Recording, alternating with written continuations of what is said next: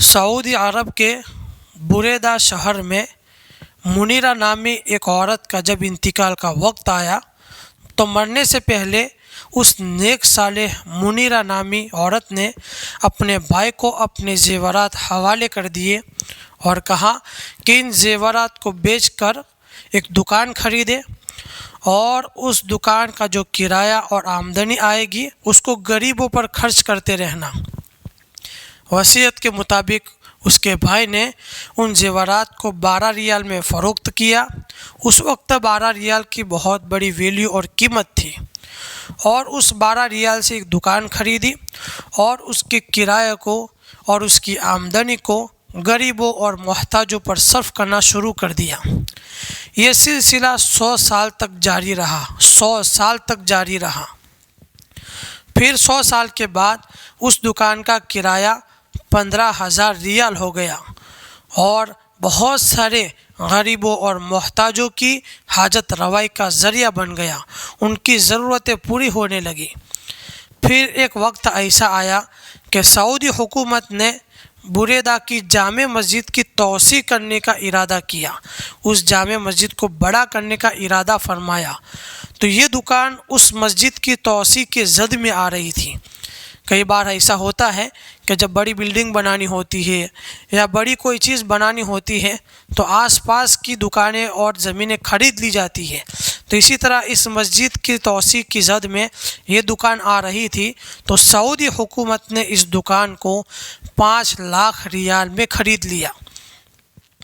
اور اس امانت دار شخص نے اس 5 لاکھ ریال سے ایک بڑی عمارت تعمیر کی، اور یہ بڑی عمارت 4 دکانوں اور 3 فلیٹس پر مشتمل ہے۔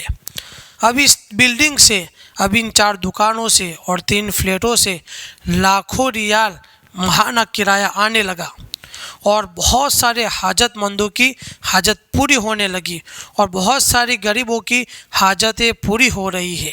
آپ ذرا اندازہ لگائیں کہ 150 سال پہلے اس خاتون نے فقط 12 ریال اللہ کی راہ میں خرچ کیے، صرف کیے، آج وہ لاکھوں ریال بن چکے ہیں، اور 150 سال سے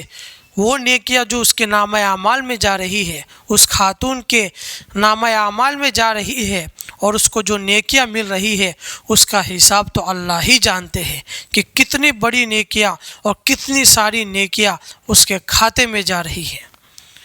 اگر وہ عورت سماج کے رواج کے مطابق وہ زیورات، وہ سونا، وہ ہار اپنی بیٹی کو دیتی، پھر وہ اپنی بیٹی کو دیتی، پھر وہ اپنی پوتی کو دیتی، تو اس طرح ہوتے ہوتے یہ زیورات تو پرانے ہو جاتے اور اولڈ آف فیشن ہو جاتے، لیکن اس نے ایسا نہیں کیا، بلکہ اللہ کی راہ میں خرچ کر دیا، اللہ کی راہ میں غریبوں کے لیے صرف کر دیا، تو آج اس کو قبر میں ہزاروں، لاکھوں، کروڑوں، اربوں نیکیاں اس کو مل رہی ہے۔ کتنی بڑی سوچنے والی بات ہے۔ اس لیے ہمیں بھی مرنے سے پہلے ایسا کوئی صدقہ جاریہ چھوڑ کر جانا چاہیے کہ مرنے کے بعد ہم قبر میں چلے جائیں تو ہمارے نامہ اعمال میں نیکی آتی رہے، ثواب آتا رہے۔ مرنے کے بعد، قبر میں جانے کے بعد سگی اولاد، بیٹے اور بیٹیاں بھی بھول جاتی ہے،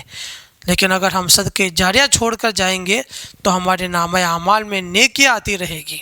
اس لیے کوئی صدقہ کو حقیر نہ سمجھے، صدقہ کو معمولی نہ سمجھے، صدقہ جاریہ کو معمولی نہ سمجھے، بلکہ صدقہ کو کرے۔ وہ تھوڑا سا صدقہ بڑا ہو کر اللہ کے یہاں کام آتا ہے، اور وہ صدقہ بڑھ چڑھ کر ہمارے نامہ اعمال میں پیش ہوتا ہے۔ اس لیے صدقہ کرنے کی عادت بنائیں، صرف دنیا میں چھوڑ کر نہ چلے جائے، اپنے اخروی فائدے کے لیے، تاکہ مجھے ثواب ملتا رہے، مجھے نفع پہنچتا رہے، مجھے نیکیاں ملتی رہے۔ اس لیے اپنے آخرت کی فکر کر کے اس جہاز سے جائے، دوسروں کے بھروسے پر چھوڑ کر نہ جائے۔ اللہ تعالیٰ مجھے اور آپ کو نیک عمل کرنے کی توفیق عطا فرمائے۔ السلام علیکم ورحمۃ اللہ وبرکاتہ۔